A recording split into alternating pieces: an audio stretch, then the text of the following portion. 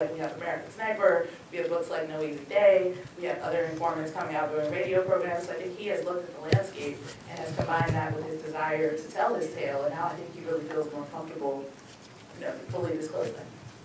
Yeah, and just to fill in some of the gaps, Lyric met site 12 years ago, 2005, and they lived together in the same brownstone upstairs. She lived upstairs, he lived downstairs, and they would spend quite a bit of time interacting, and she was finding out about his experience in the Black Panther Party, and then one day he just disappeared.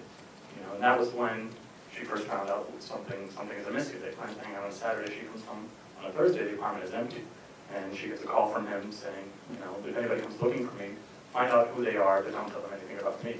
And she asked, what's going on? And he said, I can't tell you, but in a little bit of time, I'll give you a call, and I'll tell you more. And then several months later, he invited her down to South Carolina and wanted her to write a book about him. So it was clear that he wanted to tell his story. And that was actually right around the time that Tariq Shah was arrested. The apartment in which they'd been spending time with was wired by the FBI with audio and video surveillance. Lyric was in that apartment conversing with Saeed. She met Tariq Shah and didn't know, what materials had they recorded her saying. So understandably she felt, maybe it's best to keep a distance from this person for a little while, but not lose touch, because she's a journalist and she knows a good story when she sees one. And 10 years later, maybe 7 years later, Lyric and I met in an after-school arts program, and we were both teaching there.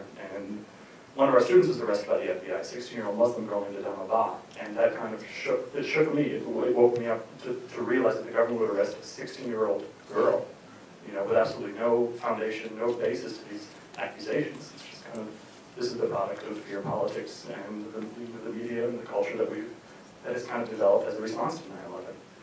And I happened to mention to Lyric, a few years later, that I was interested in making a film about an informant, and she said, well, that's strange you should say that, because I know.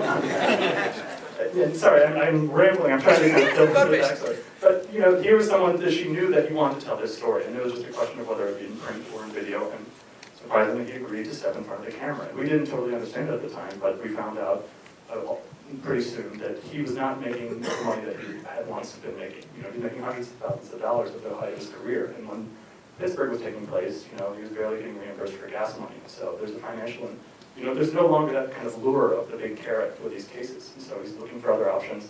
And also at the same time, in these New York Times articles that have been coming out about his cases, these are huge cases.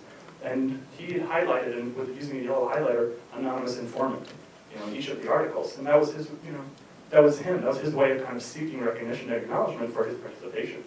And so I think this is an opportunity for him to kind of tell the full story.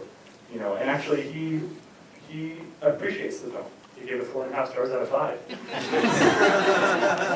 And also too, his motivation, I think, this is a man that, as you see in the film, is very depressed. He's socially isolated, he has no community. So really, I think for him too, he's not the type of person to apologize, he's a coward, but he will disclose. He's used to snitching, he's used to providing information. And so I think that this is also an effort on his part. It's not an apology, but I think he's an older man, he's concerned with his legacy, he has a young son. I think he's just trying to come on the record with what he has done and what he has not done, in an effort to fully educate the community, of which, from whence he came, he knows he can no longer go back, but he can offer this as a testament to what he did do and what he didn't do, hopefully to provide some education for the Muslim community. He knows he cannot return, but I think he genuinely is trying to make some effort toward recompense in this film. Well, it's double jeopardy for me, because as you can see, I'm black. And, during the 60s, especially, we had the COINTELPRO against many African-American groups and others, not just African-Americans. When you think about this for a moment, we have about 1.3 million Muslims in New York City, over 300 masjids. And I want you to imagine being in the masjid and amongst believers, and you don't know who's who. There's an interesting verse in the Quran, beware of most cases of suspicion, because suspicion in some cases is sin, and do not spy against one another.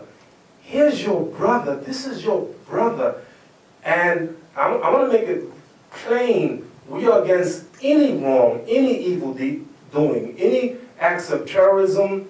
We would turn them in ourselves, but not to entrap people.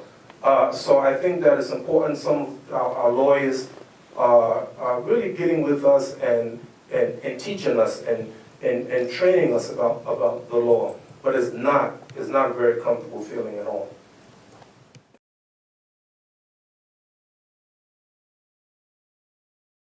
My name is Immam Wahhaj. I'm the Imam of Majdid Takwah in Bedford-Stuyvesant. The point I was making, I don't think that the police are mean to do anything wrong. They're trying to do anything wrong. I think they want to catch the bad guys.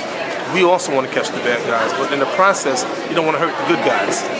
And I must add that I think we're the good guys. Tell me about the events in 1989. 1989, our masjid successfully closed down 15 drug houses in our area, the area of our masjid, and we worked with the police from the 79th precinct. We had a massive rally that day, and the policemen raided those 15 drug houses, got the drug dealers out, and we had a 40-day, 40-night anti-drug patrol where we literally patrolled that area 24 hours a day and kept the drug dealers out. We had sometimes 10, 15 people, sometimes we had hundreds of people. Muslims? Mostly Muslims, but some people in the neighborhood, non-Muslims would come occasionally, but mainly Muslims. Right. I think the drug dealers at first thought we would be there for a few days and we would go away. But when they saw we were there every day, 24 hours a day, and by the way, this was in the dead of winter, but you're talking about January 21st, around that time, it's bitterly cold. Are you actually in the film? I am. You see me giving the sermon there. Oh yes. Yeah, that's me.